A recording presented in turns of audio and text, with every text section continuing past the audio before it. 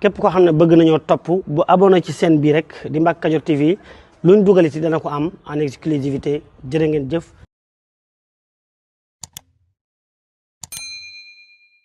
moo wees tuuti la ñu yéene loolu moom bu ne xam na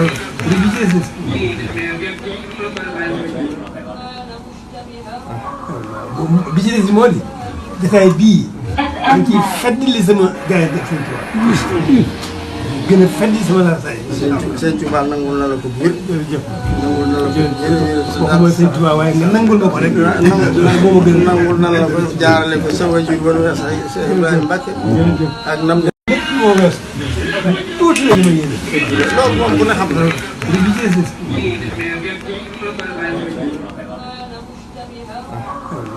bi ci des moo di jotaay bii dañ ciy feddali sama gars yi sëñ Tuubaa gën a feddali sama laataay.